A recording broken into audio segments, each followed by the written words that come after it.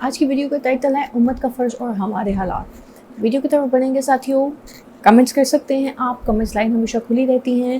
آپ اپنے ریاکشن جو بھی آپ دیکھنا چاہتے ہیں آپ اس کے اوپر بھی کمنٹ کر کے مجھے بتا سکتے ہیں۔ آپ اپنی فیوریٹ ویڈیوز کا بتا سکتے ہیں، میں اس پہ انشاءاللہ ریاکشن ضرور دوں گی۔ چلیں پڑھتے ہیں ویڈیو کی طرف، اور اگر چینل کو سبسکرائب ابھی تک آپ لوگوں نے نہیں کیا تو چینل کو سبسکرائب کر دیجیے اور بیل آئکن کو بھی دبائیں۔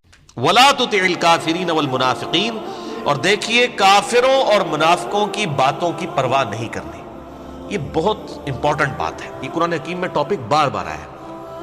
چاہے کوئی شخص کتنا ہی نیک کیوں نہ ہو، بہرحال دنیاوی اعتبار سے جب اسے دعوت و تبلیغ میں تکالیف سے گزرنا پڑتا ہے تو ایسے لمحات انسان کے اوپر آ جاتے ہیں۔ کچھ تو اس پہ خود آتے ہیں اور کچھ جو اس کو سمجھانے والے ہوتے ہیں نا، وہ اس کو اس قسم کی مت دے رہے ہوتے ہیں، یار تیرے چھوٹے چھوٹے بچے نے کیا ہو گیا، تو اللہ دے بندے تو ٹھیکہ لے دین دے کام دا۔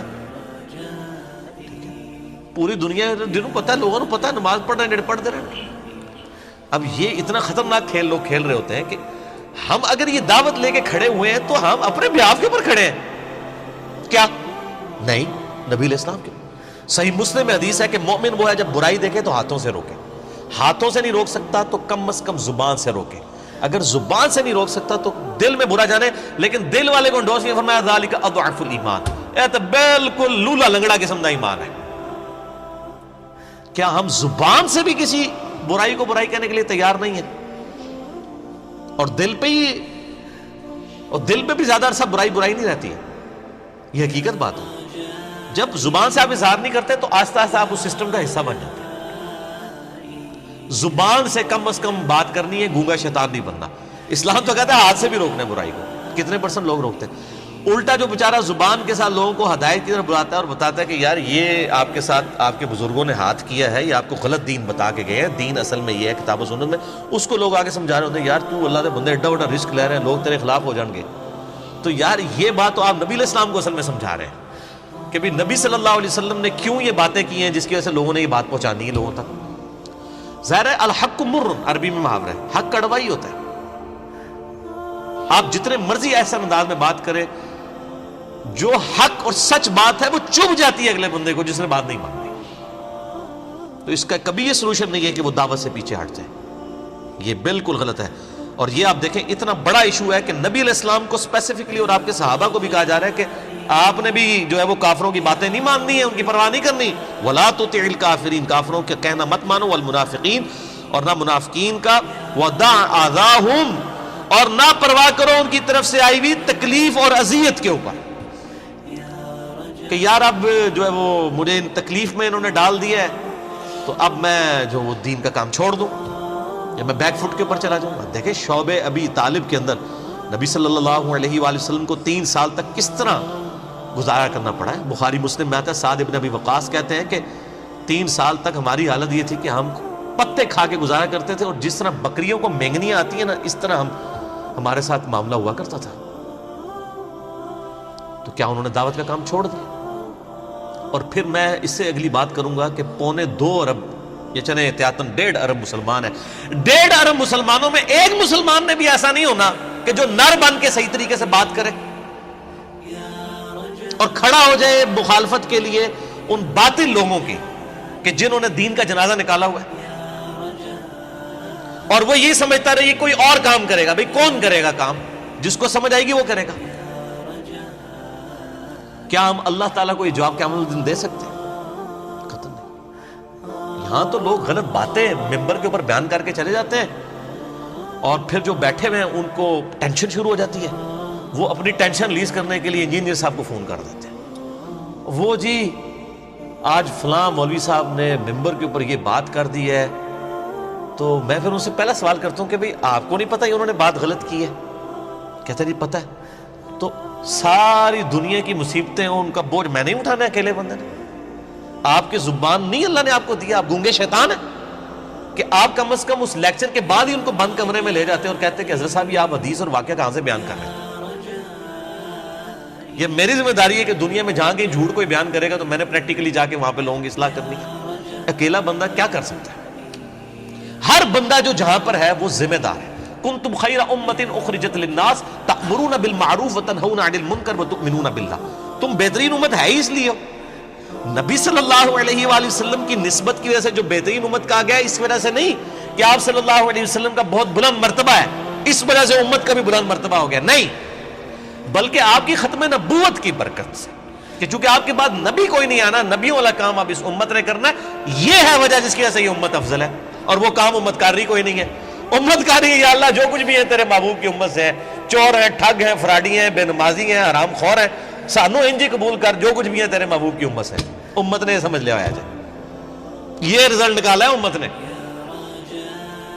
حالانکہ امت کو بتائیں کہ یار امت کی افضلیت کس بنیاد کے اوپر تھی، نبی علیہ السلام کی نسبت کی وجہ سے نہیں تھی، آپ صلی اللہ علیہ وآلہ وسلم کی ختم نبوت کی وجہ سے جو کام ملا ہے اس امت کو، نبیوں والا کام، اس کی وجہ سے اس امت کی فضیلت ہے، اور وہ کوئی کرنے کے لیے تیار ہی نہیں ہے۔ تو وہ ساری میں ٹینشن مجھے ریلیز کرتے ہیں، میں ان کو کہتا ہوں میرے بھائی میں نے کیا کرنا ہے، میری 1 لاکھ فوٹو کاپیاں کرا لو، پھر تو جگہ جگہ بانٹ دو۔ نہیں، آپ جدھر ہیں غلطی دیکھتے ہیں احسن طریقے سے آپ کو ہائی لائٹ کریں۔ آپ کو ٹینشن ہوتی ہے، بجائے مجھے فون کر کے آپ خود اس کی اصلاح کرنے کی کوشش کریں، کم از کم اس سے پوچھ لیں۔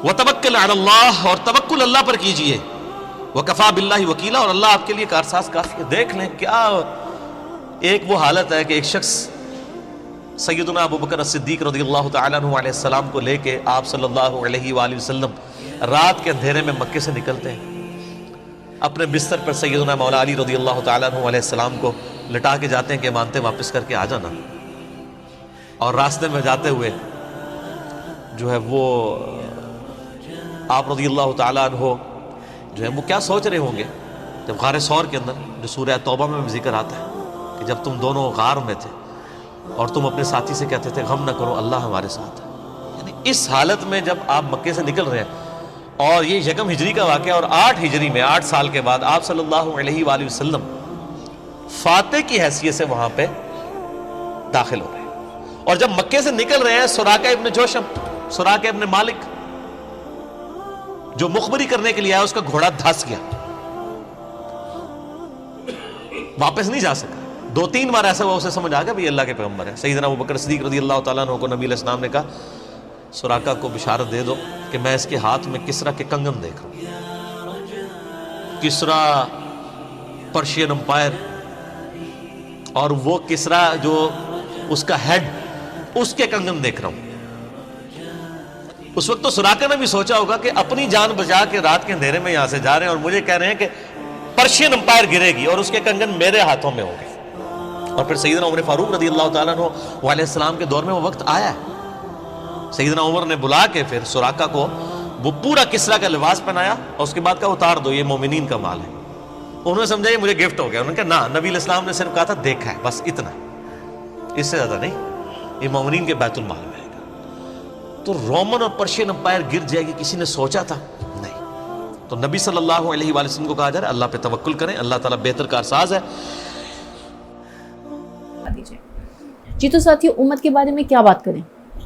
امت کے حالات تو اس طرح کے ہیں کہ ایک دوسرے کو کاٹنے کو دوڑتے ہیں، تیرا میرا لگائی ہوئی ہے، کوئی کسی کو آج کل برداشت نہیں کرتا۔ آج کل کے حالات تو اتنے زیادہ خراب ہو گئے ہیں کہ آپ یہ دیکھیں کہ اگر آپ کو کوئی اچھی بات بتانے لگتا ہے تو آپ کو لگتا ہے کہ نہیں شو آف کر رہا ہے، اگر آپ کو کسی بندے میں سادگی نظر آتی ہے تو آپ کہتے ہیں نہیں جھوٹ ہے، ایسے نہیں ویسے نہیں، ایسے نہیں ویسے نہیں، نفسن پھیلی ہوئی ہے، افراتفری پھیلی ہوئی ہے، کوئی کسی کو ماننے کو تیار ہی نہیں، کوئی کسی کو اچھا جاننے کو تیار نہیں، اور جو بیچارے مظلوم کسی پہ یقین کر لیتے ہیں ان کے یقین کو اس بری طریقے سے توڑا جاتا ہے کہ وہ اس کے بعد یقین کرنا ہی نہیں چاہتے۔ تو یہ سارے حالات یہ ہمارے خود کے بنائے ہوئے ہیں، کسی نے آ کے نہیں بنائے۔ دنیا تو غلط ہے لیکن کیا ہم صحیح ہیں؟ ہمیں 1 منٹ کے لیے یہ چیز سوچنی چاہیے کہ دنیا تو غلط کر رہی ہے لیکن ہم بھی کہیں نہ کہیں کسی نہ کسی کے ساتھ غلط ضرور کر رہے ہیں۔ تو ان چیزوں پہ فوکس کیجئے اور کوشش کریں کہ اسلام کو نہ بانٹیں، کوشش کریں کہ اسلام کو ایک رہنے دیں، کوشش کریں کہ اسلام کے ٹکڑے